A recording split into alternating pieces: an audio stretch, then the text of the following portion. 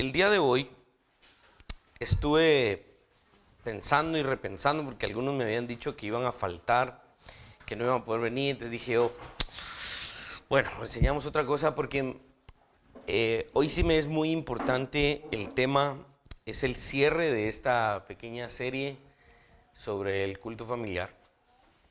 Y este tema es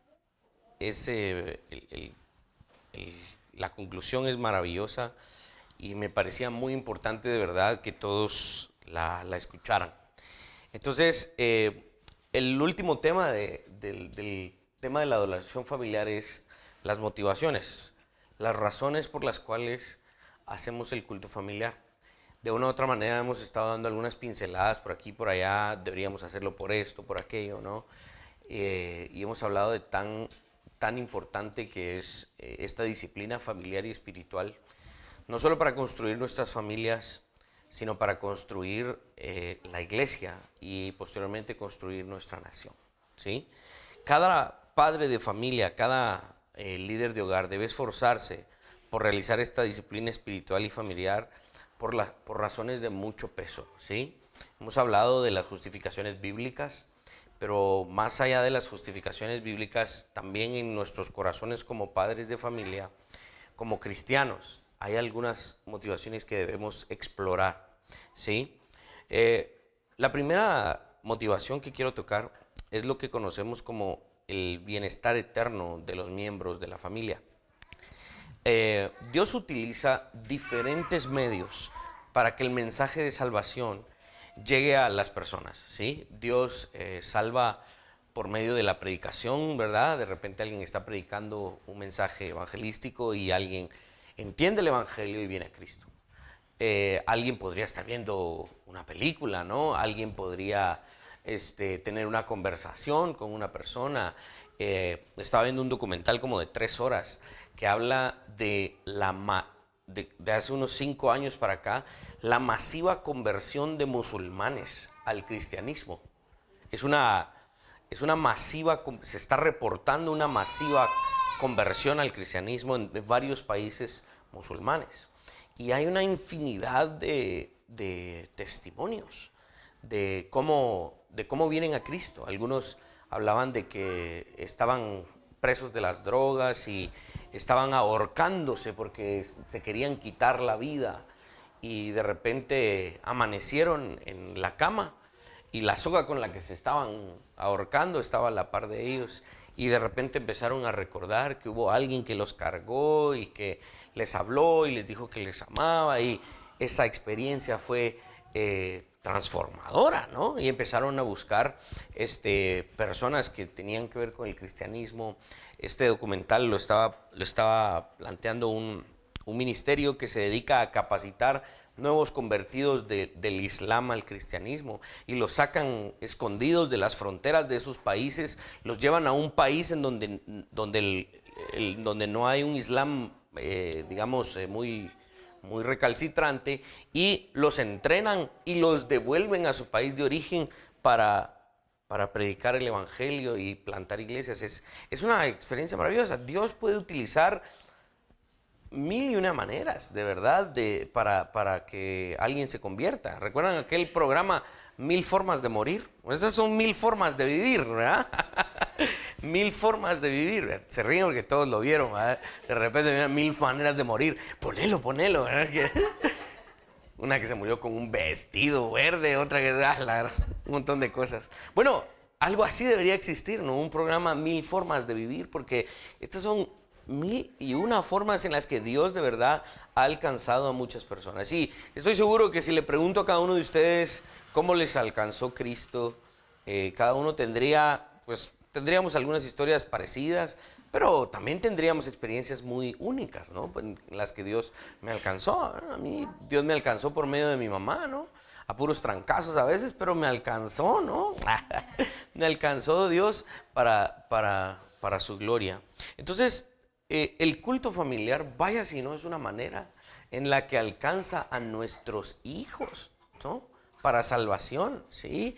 Y es una forma muy exitosa, una vía muy exitosa en la que Dios actúa en la vida de nuestros hijos. El culto familiar, en el culto familiar encontramos una aplicación muy directa y muy significativa en el siguiente verso. Este verso es bien famoso, ¿no? Proverbios 22, verso 6, que dice: instruye al niño en su camino, y aun cuando fuere viejo, no se apartará de él. Y el culto familiar es una aplicación práctica, pero muy buena de este verso, ¿no? Porque desde pequeños estamos entrenando a nuestros hijos, y cuando sean viejos no se apartarán de este camino. Esta norma bíblica que estamos, digamos, implementando tiene mucho fruto. El culto familiar tiene mucho fruto, y durante siglos ha funcionado y seguirá funcionando. Otro verso importante, por eso hoy puse de lectura inicial el Salmo 78, versos 5 al 7, dice: Él estableció testimonio en Jacob y puso ley en Israel, la cual mandó a nuestros padres que la notificasen ¿a quiénes? A sus hijos, para que lo sepa la generación venidera, y los hijos que nacerán, y los que se levantarán lo cuenten a sus hijos, a fin de que pongan en Dios su confianza y no se olviden de las obras de Dios, que guarden sus mandamientos. Estos versos, esta normativa bíblica del pasar la cosmovisión cristiana a nuestros hijos, a nuestros nietos, y que ellos lo pasen a sus hijos y a sus hijos. Esta es una idea bíblica, no es una idea de cualquier otra cosmovisión. Esta es una idea eminentemente bíblica. Esto lo inventó Dios. Que otras cosmovisiones lo hayan copiado es otra historia, ¿sí? Algunos creen que esto es un asunto dado porque sí. El hombre de las cavernas evolutivamente se dio cuenta que se podía reproducir y empezó a enseñarle a sus hijos. No, esta idea no nace en el vacío, esta idea nace en el legado que Dios demanda a sus hijos, y que estos lo pasen a sus hijos. En diferentes formas, en diferentes pasajes bíblicos vamos a ver esta misma idea. Vaya si no, el culto familiar es una forma en la que de verdad podemos cumplir con esta normativa bíblica. Ahora, recordemos, no es un asunto de que crecemos y que de repente cuando llega la edad de que nuestros hijos o se van a la universidad o se casan o empiezan a ver ya a tomar sus propias decisiones, no es que demos por sentado que como nosotros fuimos cristianos, ellos han de haber entendido, ¿verdad? No, tenemos que realmente involucrarnos, invertirnos, derramar nuestra vida en este proceso, ¿sí? Yo aquí en mi casa he tenido algunos casos de verdad de otras iglesias, de otros hermanos de otras iglesias que me han buscado y me han dicho: mira, vos podés aconsejar a esta familia, está bueno, ¿verdad? Y me han traído unos casos ustedes. Es que yo en ningún momento me di cuenta que mi hijo quería irse a hacer esto y a hacer lo otro. ¿Por qué? Si yo lo llevaba a la iglesia, si yo hacía esto. Sí, estas cosas son muy importantes porque el culto familiar nos sirve para enfatizar aún más la necesidad de traspasar a nuestros hijos la fe cristiana.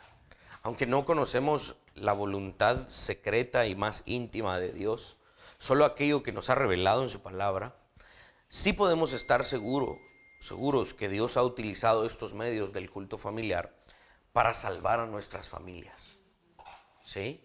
Yo puedo ver con mis hijos, con mi hijo más grande por lo menos, cómo Dios ha estado utilizando esta herramienta del culto familiar para crear en él un carácter, un entendimiento, una fe en él. Y aunque sea pequeño todavía y no entienda, ¿no? Empezamos a ver algunos frutos de lo que estamos haciendo. Joel Beeke en su libro del culto familiar escribe lo siguiente. Miren lo que dice: somos llamados a esforzarnos con esperanza, usando diligentemente los medios de adoración familiar para que nuestros hijos no olviden las obras de Dios. Estamos tratando una de las motivaciones para el culto familiar. Vaya si no, a nosotros como padres nos interesa muchísimo el bienestar eterno de nuestros hijos, de nuestra esposa, de nuestros nietos, ¿no? Por el otro lado, si dejamos que nuestros hijos actúen solos y sin supervisión, si no estorbamos, porque realmente los padres debemos estorbarles, ¿no? En alguna medida, la Escritura dice que nos van a avergonzar. Y esto es un punto bien importante. No podemos darnos el lujo de llegar frente al juez supremo, al Dios Todopoderoso, y que nos encuentre culpables de no habernos esforzado por traspasar esto. ¿Sí? Realmente es un esfuerzo por evangelizar a nuestros hijos. Hay un teólogo y predicador bautista reformado, él se llama Voddie Baucham, y él dice que algunos creen que los cristianos, los creyentes deben enviar a sus hijos al campo misionero. Y él dice, primero, deben entender que sus hijos son el campo misionero. Nuestros hijos son el primer campo de evangelización, ¿sí? Es ahí en donde nos esforzamos.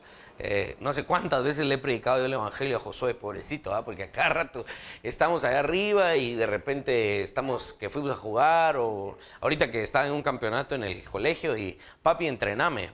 Entonces ya me retiré yo del fútbol profesional y empecé yo a entrenarlo. Ya colgué los botines y empecé yo a entrenarlo, ¿verdad? Que a enseñarle a cabecear y a pararla con el pecho, esto y lo otro. Bueno, y estamos arriba de repente y me pregunta papi, ¿por qué las nubes son de esa forma? Entonces yo le digo, mira, ¿has visto la película de Up? No le digo eso.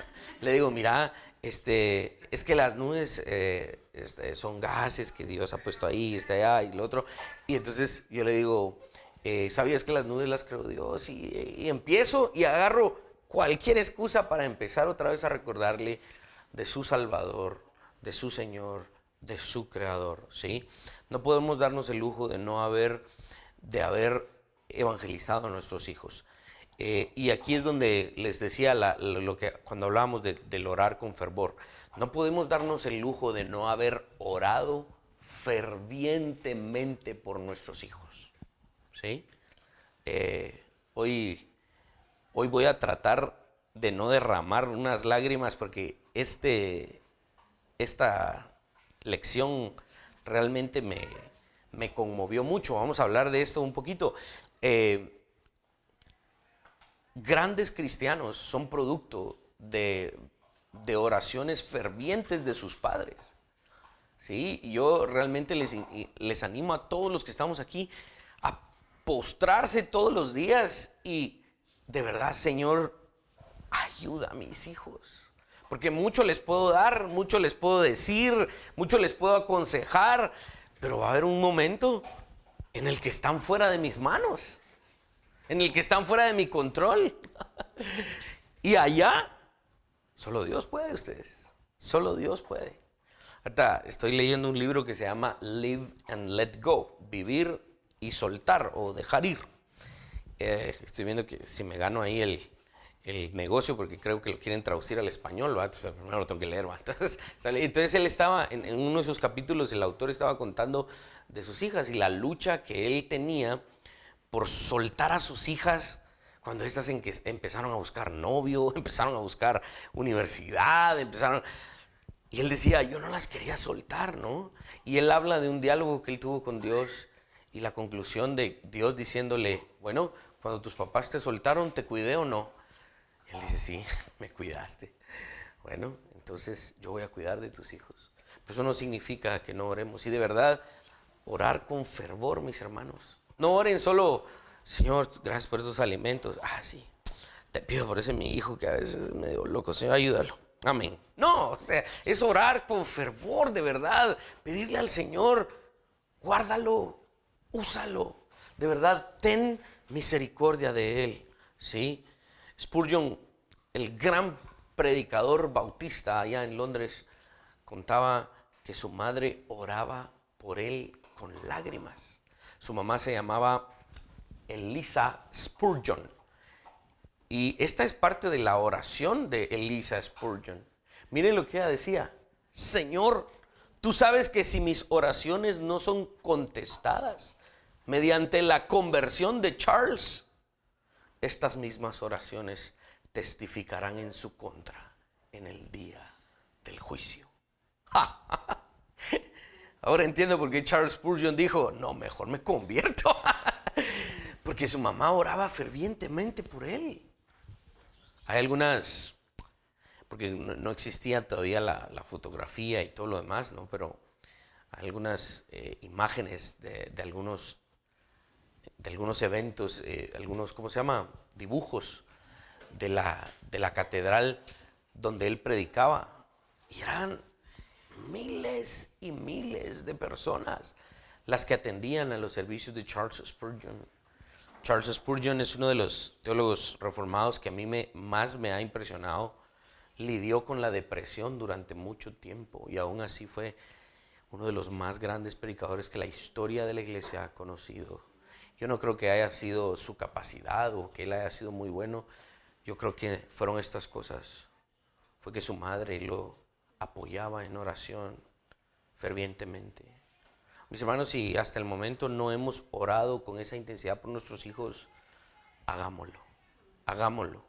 Los padres debemos hacer uso de todo lo que tenemos a nuestro alcance para que nuestros hijos no queden expuestos a la ira de Dios.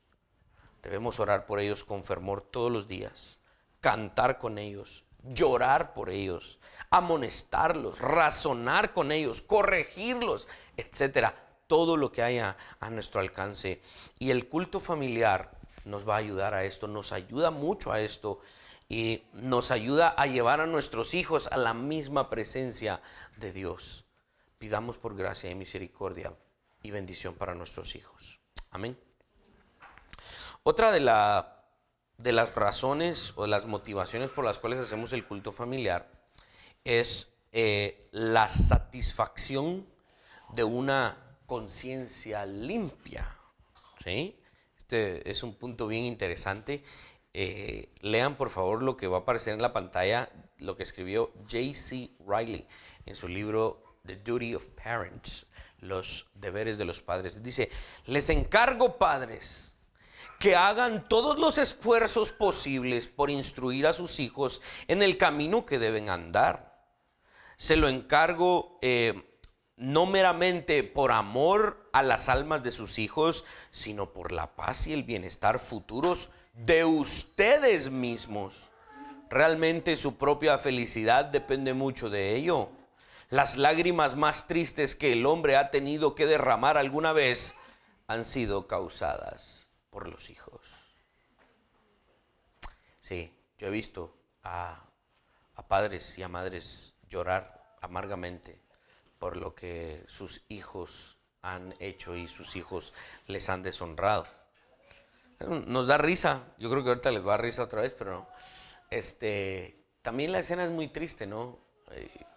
Yo porque trabajábamos ahí en la zona 13. Básicamente a una cuadra estaba este centro correccional para menores de Las Gaviotas. Y por tercera, cuarta vez se salen los niños, ¿verdad? Los muchachitos. Y se montan en los, ¿cómo se llama? En los techos de las casas y todo lo demás. Y llega una mamá y le dice: mi amor, bájate. Y el mi amor allá arriba, todo tatuado, fumando marihuana y todo. La escena se convirtió en un meme, ¿no? Se convirtió en una cosa muy jocosa y chistosa, ¿verdad? Pero si ustedes miran la escena, qué triste, ¿no? Qué triste que la mamá haya tenido que ir a buscar al patojo para que se regrese a la cárcel. Es de verdad triste. Las lágrimas más tristes que un hombre o una mujer puede derramar las causan aquellos hijos que les avergüenzan. Miren cuánta utilidad hay en la adoración familiar. Cuánta utilidad hay en dedicarle unos 15, 20 minutos a nuestra familia ciertos días de la semana para hablar de cosas tan simples que pueden transformar drásticamente el futuro de nuestros hijos. No solo es de trancasearlos, ¿verdad? No solo es de corregirlos, no solo, lamentablemente aquí en Guatemala, no solo de agarrarlos a cinchazos, y no, o sea, es un entrenamiento bíblico verdadero para la transformación de sus corazones. Es algo que debemos realmente poner en práctica. Una cosa es haber cumplido bien el deber de los padres, digamos, de haberles dado alimento, de haberles dado vestido, estudio. Una cosa es eso. Y a pesar de eso, tener hijos pródigos, ¿no? Qué bueno es tener hijos pródigos en alguna medida, en el sentido de que se apartan de la fe, pero son ovejas perdidas que han de regresar al redil. No son cabras, que esas no tienen nada que ver, ¿verdad? Sino que son ovejas perdidas que un día han de regresar al redil. Eso es un escenario.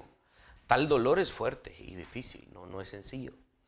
Pero un dolor aún peor e insoportable es el del reproche de una conciencia culpable que le condena porque nunca hizo el esfuerzo de educar a sus hijos en los caminos del Señor. Es vergonzoso y muy doloroso el no haber tomado en serio el voto ante Dios y la congregación cuando pasamos al frente y nos comprometimos a guiar a nuestros hijos en la disciplina y amonestación del Señor. Ojalá y podamos decir a nuestros hijos como aquel ministro eclesiástico inglés, Robert Bolton. Miren lo que él escribió. Él estaba en su lecho de muerte y él escribe: esto le dijo a sus hijos unos momentos antes de morir: tengo la certeza de que ninguno de ustedes se atreverá a encontrarse conmigo en el tribunal de Cristo sin haber sido regenerado. Este hombre hizo tal esfuerzo por educar a sus hijos en los caminos del Señor que previo a morir les dijo: ustedes estarán conmigo frente al tribunal de Cristo habiendo sido regenerados. Qué dicha la nuestra el llegar un día a morir y decir: nuestros hijos están en el camino del Señor.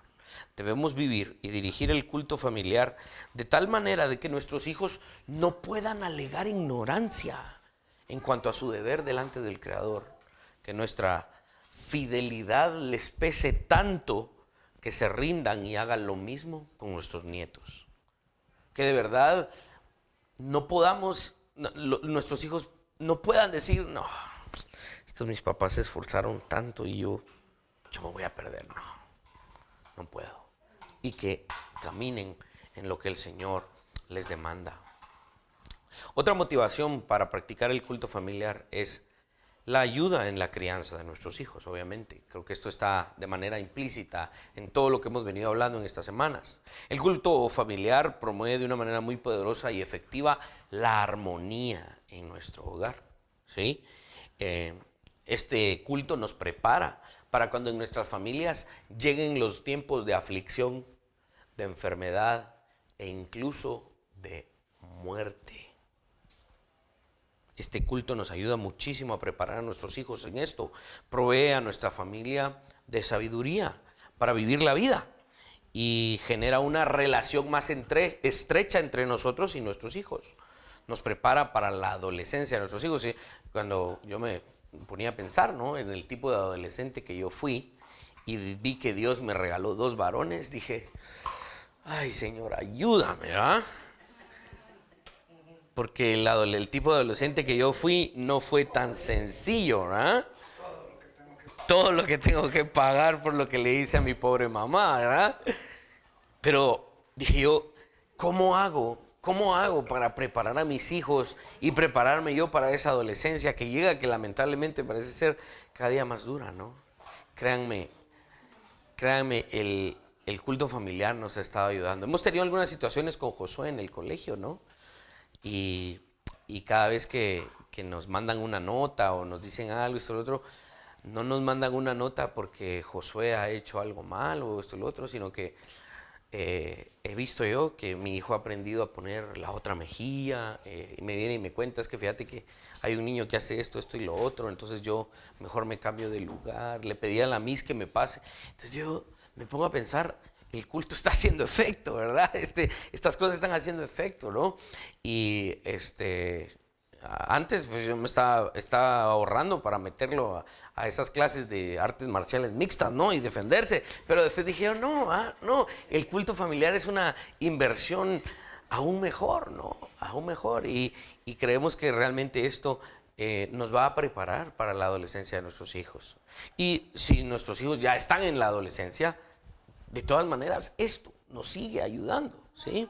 Jay Alexander J.W. Alexander escribió lo siguiente: cuando tus hijos entren a la adolescencia, todos tus lazos serán apenas como una telaraña, a menos que hayas influido constantemente en ellos mediante el creciente vínculo diario de la religión familiar. Sigue diciendo: mira a tu alrededor las familias que profesan a Cristo y observa la diferencia entre quienes adoran a Dios y quienes no lo hacen. Luego, amando a tu descendencia y librándola de la rebelión de Ofni y Finés, establece en tu casa la adoración de Dios. ¿Sí? La rebelión de Ofni y Finés son los hijos de Elí, ¿se recuerdan? Que eran estos dos sacerdotes que hacían finalmente lo que bien les parecía, ¿no? Hacían atrocidades. Y el profeta, el cual misteriosamente la Biblia no menciona su nombre, va y reprende a Elí y le dice: por no haber estorbado a tus hijos. Y el final de esa familia es vergonzoso. Que cuando lleguemos a la adolescencia, los lazos que hayamos puesto en nuestros hijos no sean como telaraña, ¿no? Que se disipa con el viento prácticamente. Sino que al contrario, cuando nuestros hijos lleguen a la adolescencia, los lazos que creamos con ellos por el culto familiar sean lazos que los aten a la obediencia a Cristo. ¿Por qué hemos de hacer el culto familiar? Otra de las razones o de las motivaciones es la brevedad del tiempo, ¿sí? Dice el Nuevo Testamento, Santiago 4, verso 14: cuando no sabéis lo que será mañana, porque ¿qué es vuestra vida? Ciertamente es neblina que se aparece por un poco de tiempo y luego se desvanece. Mis hermanos, la cantidad de tiempo que tenemos a nuestros hijos no es mucha, realmente no es mucha. Yo de verdad de repente me pongo a pensar: Josué cumplió 7 años. ¿A qué horas pasaron 7 años, verdad? Para algunas familias, lamentablemente, esos 10, 15 años son como 15 minutos bajo el agua, porque ha sido difícil para ellos. Pero para muchos de nosotros se pasa este tiempo muy rápido. Si nuestros hijos se van a casar, que a los 25, a los 20 y tantos, ¿no? Pero a los 18 se tienen que casar, para que se vayan rápido. Eso le decía yo a Cindy, porque Cindy no quería sacar a nuestros bebés rápido de nuestra cama, ¿no? Yo al mes y medio ya había sacado a Josué de la cama, pues, en su Moisés, ahí en nuestro cuarto, ¿verdad? A los 5 meses lo saqué del cuarto. Y ahorita estoy trabajando para sacarlo de la casa, ¿verdad? Lo antes posible.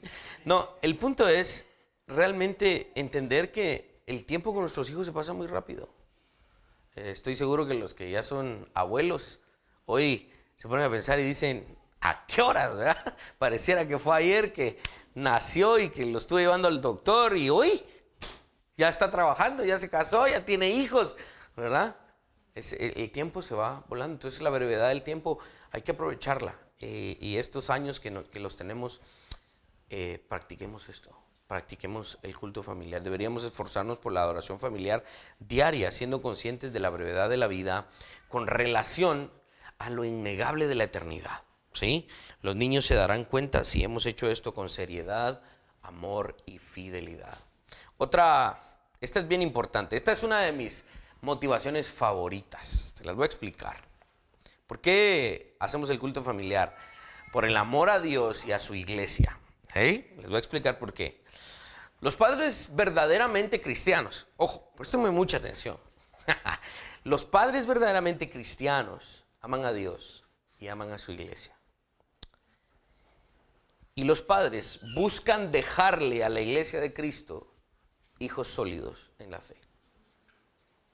Los padres que realmente entienden esto, le dejan a la iglesia hijos formados, maduros, capaces de ser no solamente miembros, sino en alguna medida, a veces, líderes de la iglesia.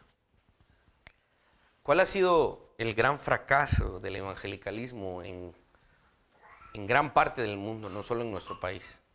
Es que los padres dejan a los hijos en las iglesias con el objetivo de que los pastores o los líderes los terminen de criar. Y eso no es lo que la Biblia nos enseña, ¿sí? No dejemos a los pastores de las iglesias un trabajo mal hecho, ¿sí? Incluso si mis hijos no llegaran a ser líderes en la iglesia local, porque Dios los ha llamado a otra actividad en su reino, aún así es mi deber dejarle a la iglesia de Cristo, dejarle hijos sólidos, hijos que realmente amen a Dios, que estén bien formados espiritualmente para que sean pilares en la congregación en la que asistan. ¿Sí? Si Josué de repente me dice, mira papá, que yo quisiera ser doctor o quisiera ser, qué sé yo, otra profesión, ¿no? Y no, lo único que tiene prohibido es ser músico, como a mí me fue mal en la música.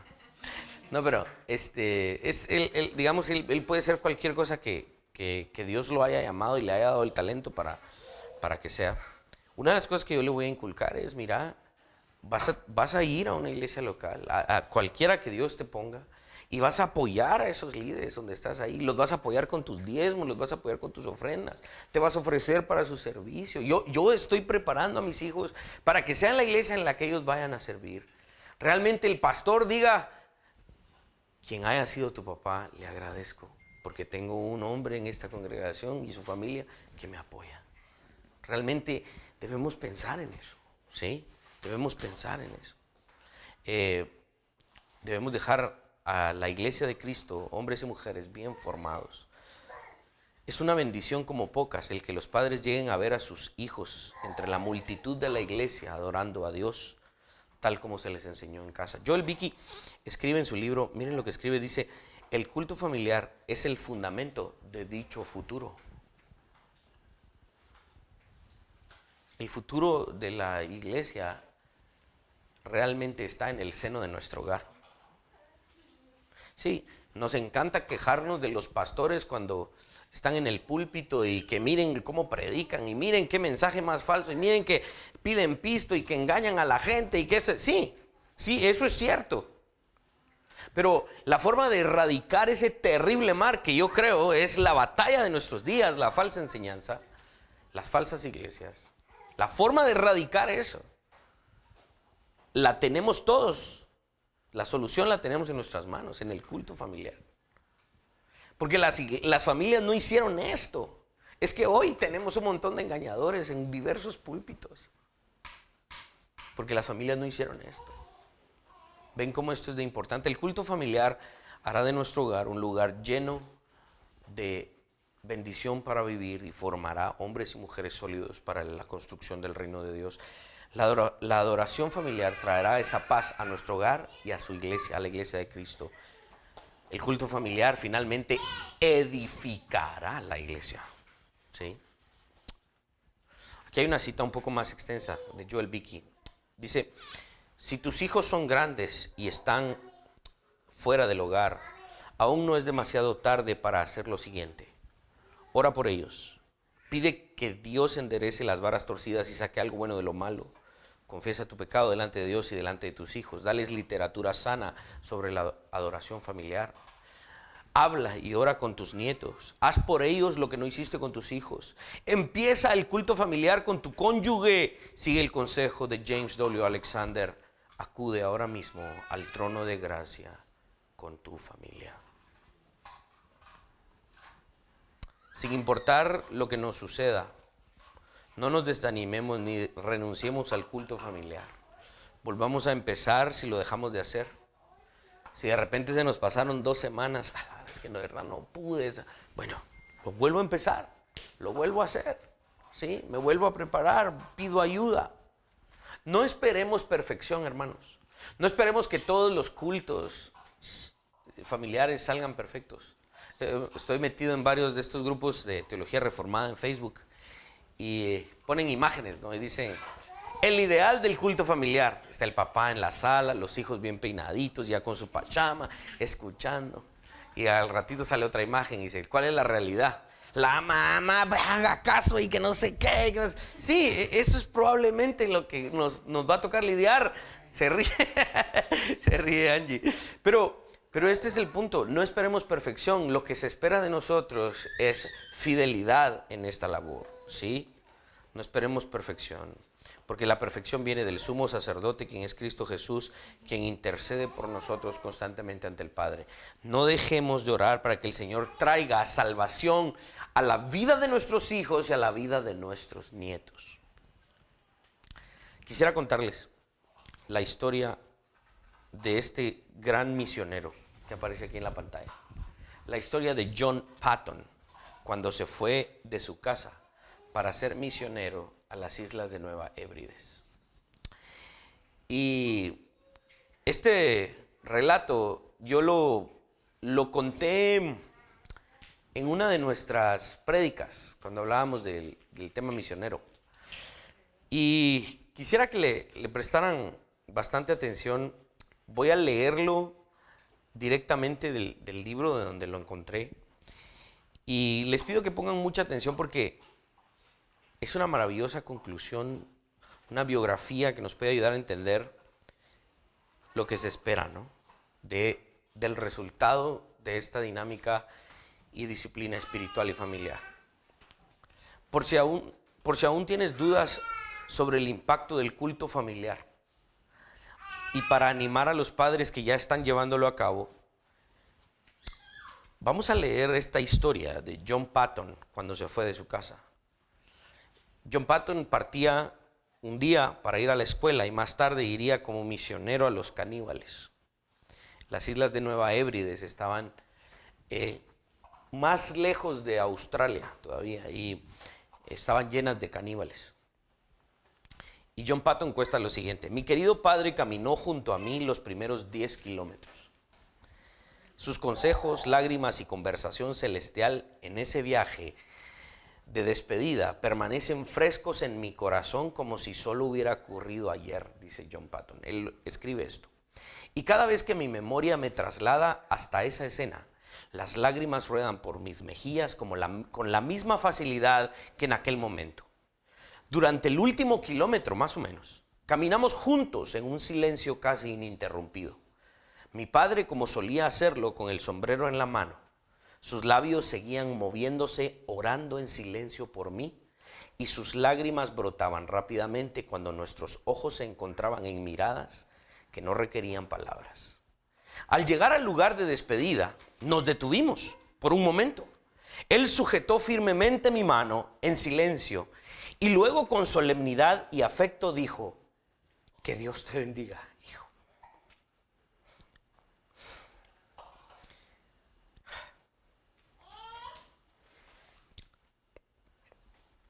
Me conmueve mucho.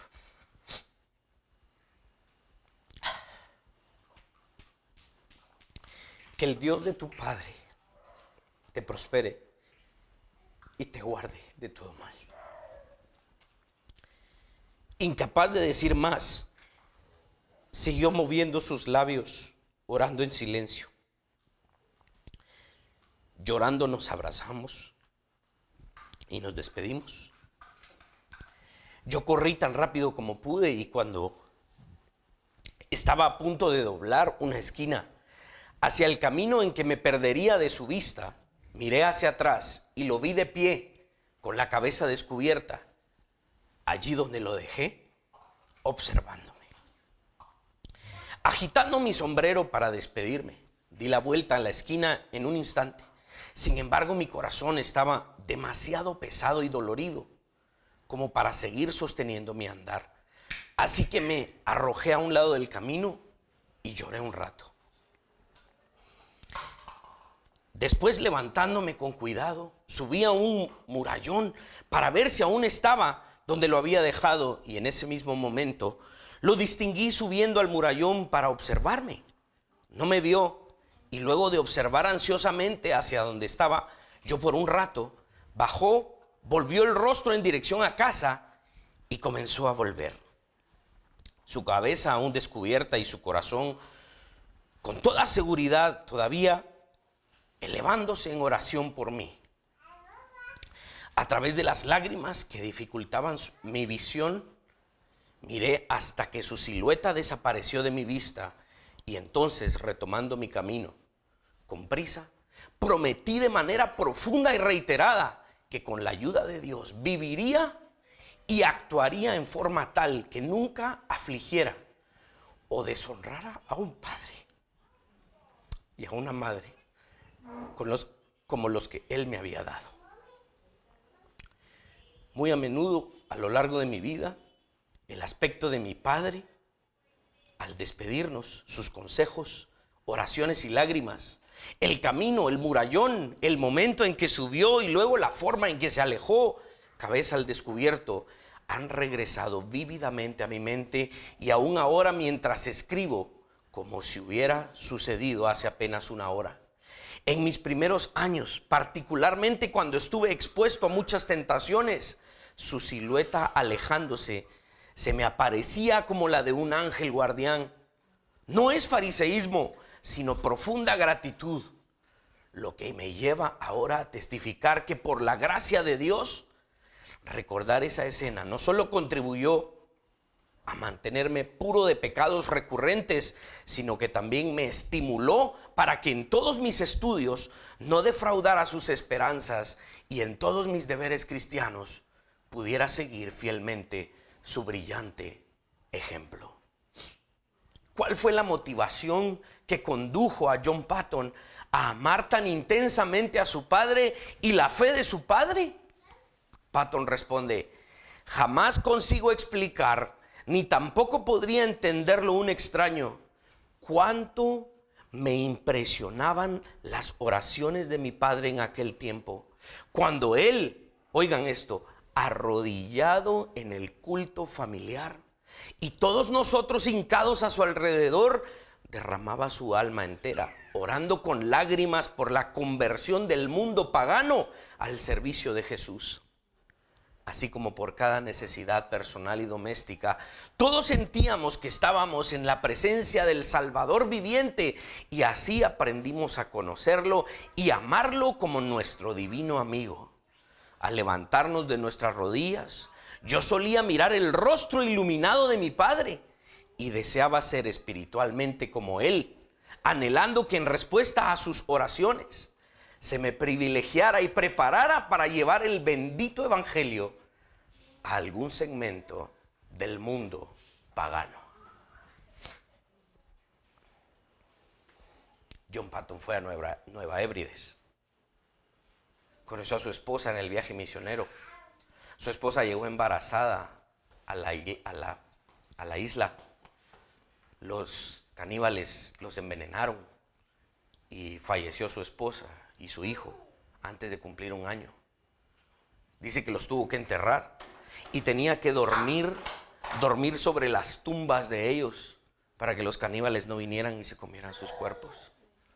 Sufrió muchas veces, muchos años, la persecución. Se lo querían comer, lo querían asesinar, hasta que un día uno de ellos se convirtió y así empezaron a convertirse, y toda la isla fue convertida a Cristo, al punto de que hoy ya no existen caníbales. En uno de los sitios de internet de una de estas islas se da gloria a Cristo por la obra de este misionero. Y uno de los sitios de internet de estas islas habla de los colores de la bandera que reflejan que el evangelio de Cristo triunfó allí por la obra de este misionero. El culto familiar hizo esto. No seamos negligentes, mis hermanos, y cumplamos con esto. Si no lo hemos hecho de verdad, pongámosle muchas ganas. Muchas iglesias hablan de estrategias de crecimiento, ¿no? Hablan de cómo traer más gente a la iglesia, cómo se llenan los lugares y todo lo demás. Y no niego que hay muy buenas estrategias. He estudiado varias de ellas. Me llevaron allá a Filipinas a estudiar durante unas semanas ese material, ¿no? Y he leído varios otros materiales al respecto. Pero yo, como pastor de esta iglesia, he tomado una decisión. La forma en la que va a crecer nuestra iglesia es esta. por medio del culto familiar. Esta es la verdadera estrategia, sólida, de verdad, de padres que se involucran en la vida de sus hijos y los vemos crecer acá, sólidos, para tener una iglesia sólida. Sí, no cerramos nuestras puertas a la evangelización, de hecho la seguimos haciendo, pero cada familia que pase por esa puerta, o la puerta de allá, porque a veces hacemos el servicio allá, ¿verdad? Vamos a invitarles a esto. Por esto estas 6 sesiones están grabadas en YouTube, para que las volvamos a ver, para que busquemos materiales al respecto y hagamos esto. Amén.